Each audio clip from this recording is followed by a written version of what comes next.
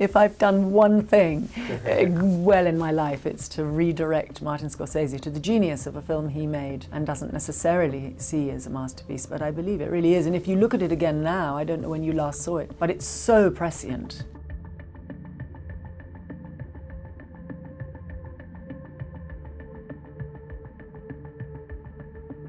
I have a particular relationship with Martin Scorsese, which is, I've never worked with him as a director, but I've worked with him in terms of supporting the Film Archive project and also with his support of the films with Joanna. He's a great archivist. It's incredibly important, the work he does with the Film Foundation, and I'm very grateful to do what I can to support. He's a great cineast. It's almost irrelevant that he also is a great filmmaker. He's a great, great cineast in a way that a lot of filmmakers aren't. And actually, I will tell you a great favourite. I had the opportunity to talk to him about it once and he was very dismissive of it. And I took him by the shoulders and said, Marty, it's a masterpiece.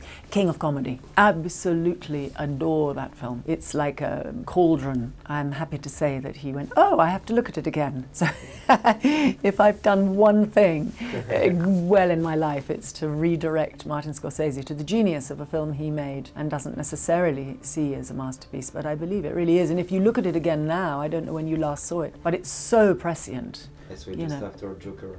Even now, a few years later after Joker, it's so, just in terms of its what it says about celebrity culture and an innate sort of violence in the schism. Well, it's a long story, that one. It's an old wound, if you like. So. Yeah, it's very, very interesting, and he really nailed something at that time, I think. Yeah, the Rupert Pupkin character is just beyond, really.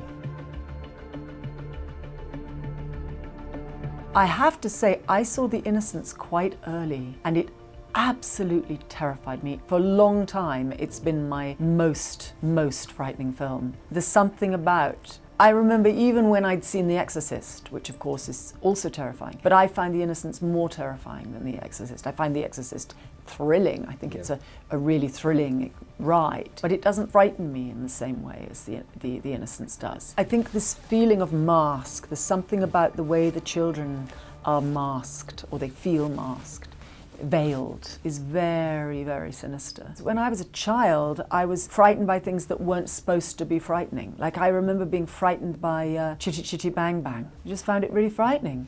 I mean, the child catcher is petrifying. I remember at the time thinking, why did you bring us? We're too young to see. We're children. This is a child catcher. It's amazing.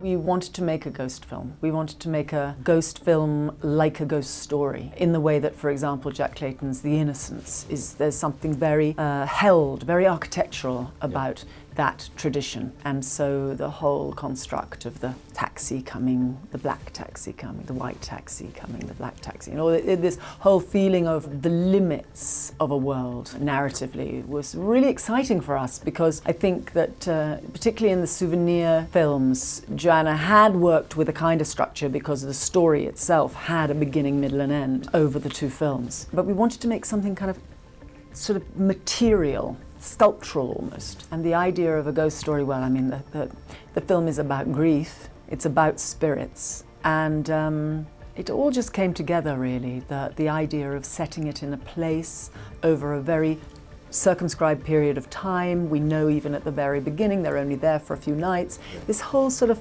yeah, it's almost huis clos. It is like a short story.